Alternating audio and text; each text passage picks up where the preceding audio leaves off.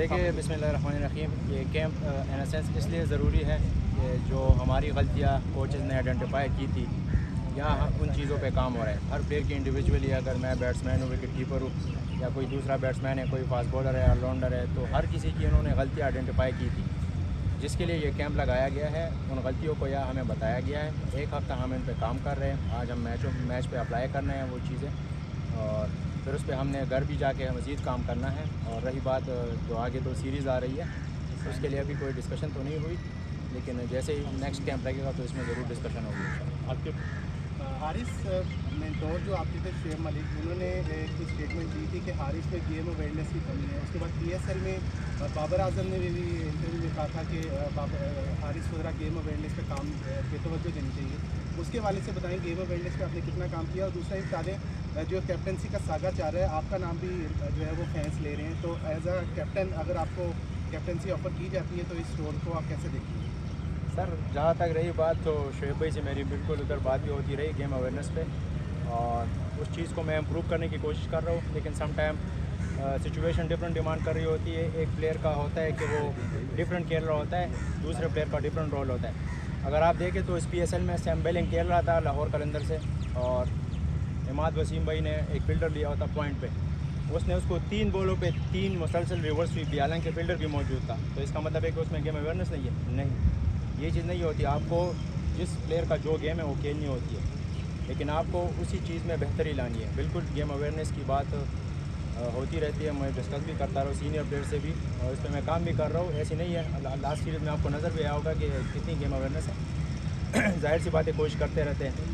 रही बात कप्तानी की, तो मुझे कोई इंटरेस्ट नहीं है कप्तानी।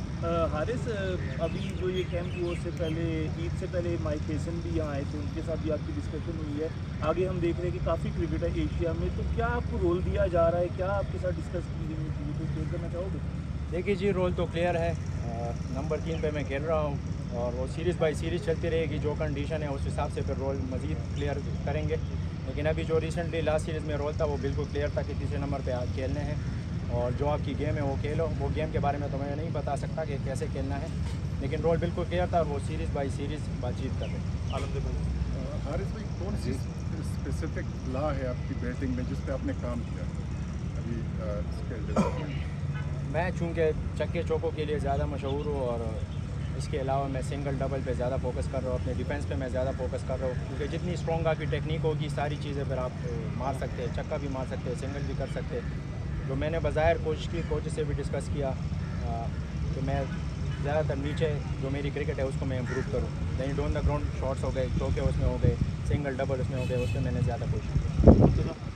आरिफ भाई, वाइट बॉल में तो हम देख रहे हैं कि रेड बॉल में भी इरादा है, कोई प्लेयर कोचिंग से बात हो रही है, मैनेजमेंट क्या देख रही है आपको? जी बिल्कुल, मेरी खुद भी ख्वाहिश है, और मैं खुद भी इस दफ़ा खेलूँगा इंशाल्लाह। अभी जो जहाँ भी मुझे फ्री टाइम मिलेगा, फर्स्ट क्लास का, डोमेस्टिक का, डिपार्टमेंट से हो या रीजन से हो, मैं ज़रूर खेलूँगा। लास्ट ईयर भी मैं खेला था, और लोग टैग बहुत जल्दी लगा लेते हैं, लेकिन मैं काफ़ी अच्छा खेला हूँ। लास्ट ईयर भी 7 नंबर पे मैं खेला हूँ। मैंने 2-3 50 भी किए, 100 150 दूर से बाले भी खेला हूँ। ऐसे नहीं कि मैं नहीं खेल सकता, मैं खेल सकता हूँ। मेरा बिल्कुल प्लान भी है इंशाल्लाह फर्स्ट क्लास में कोशिश करूँगा कि अच्छा से अच्छा करूँ, तो फिर इंशाल्लाह कंसिडर हूँ। मैनेजमेंट से बात हुई इस हवाले से, या उन्होंने कोई कुछ कहा? सर, अभी टेस्ट रेड बॉल के हवाले से कोई बात नहीं। हारिस, अभी ये बताया जा रहा है कि वाइट बॉल में ना डिफ्रेंशिएट कर रहे हैं T20, वनडे और रेड बॉल के अलग अलग प्लेयर्स। क्या अभी तक कोचेस ने आपको अपना रोल बताया हुआ कि आप T20 के लिए आपको खिलाएंगे, वनडे के लिए खिलाएंगे, या टेस्ट के लिए भी आपको, जैसे उन्होंने सवाल किया उसका आपने जवाब दे दिया, तो आपको किस फॉर्मेट के लिए उन्होंने अभी तक स्पेसिफिक कर दिया? सर, किसी फॉर्मेट के लिए भी स्पेसिफिक नहीं है, डिपेंड करता है कि रिक्वायरमेंट्स क्या है, कौन से फॉर्मेट में रिक्वायर्ड है, और कौन सी पोजीशन पे रिक्वायर्ड है, क्या चीज़ रिक्वायर्ड है, कौन सा कीपर रिक्वायर्ड है, तो उस हिसाब से फिर वो बाद में बताएंगे, लेकिन अभी कोई डिस्कशन नहीं है। हारिस भाई, बताइएगा, आपने पहले भी यहाँ पे कैंप किए हैं, ये कैंप कितना पहले से मुख्तलिफ, और ये बताइएगा कि पावर हिटिंग को बहुत ज़्यादा मॉनिटर किया जा रहा है, बैट स्पीड को मॉनिटर किया जा रहा है, जिस डिस्टेंस के साथ जो है ना हिटिंग कर रहे हैं उसको भी काफ़ी ज़्यादा मॉनिटर किया जा रहा है, उस पर बारे में बताइएगा। पहला सवाल सॉरी। पहले भी आपने कैंप किए हैं, ये कैंप दूसरे कैंप से कितना मुख्तलिफ है? देखिए जी, सारे कैंप काफ़ी बेनिफिशियल होते हैं, वो डिफरेंट कैंप थे, उनमें भी सारी चीज़ों पे काम होता है। फील्डिंग हो गया, फिटनेस हो गई, बैटिंग हो गई, इसमें भी वही हो रहा है। लेकिन इसमें ज़्यादातर ये हेल्पफुल है कि जो आपने गलतियाँ की थी, यानी जिसकी जो कमज़ोरी है उस पर स्पेशली काम हो रहा है। क्योंकि स्ट्रेंथ तो हमारी है ही। अगर मेरी फॉर एग्ज़ाम्पल एक शॉट है वो मेरी स्ट्रेंथ है, दूसरी मेरी नहीं है, तो अगर उसको भी मैं क्यों ना स्ट्रेंथ बना लूँ तो वो मेरी काफ़ी हेल्प करेगी। तो ये उस हवाले से काफ़ी ज़रूरी है कि जो हमारी वीकनेस है उनको भी हम स्ट्रेंथ बना लें और जो स्ट्रेंथ है उनको सुपर स्ट्रेंथ बना लें।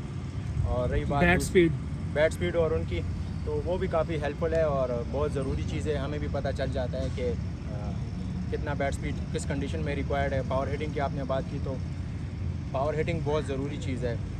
आपको जब तक जो रज़ाक भाई के साथ हम स्पेशली काम करें वो रिवर्स स्विंग पावर हिटिंग है, यानी आखिर में जो डेथ ओवर में पावर हिटिंग रिक्वायर्ड है ना, तो उस पर हम काम कर रहे हैं। उसके लिए जब आप रज़ाक भाई से यही बात हुई कि आपकी टेक्निक हो रहे हैं तो खुद ही चक्के जाएंगे।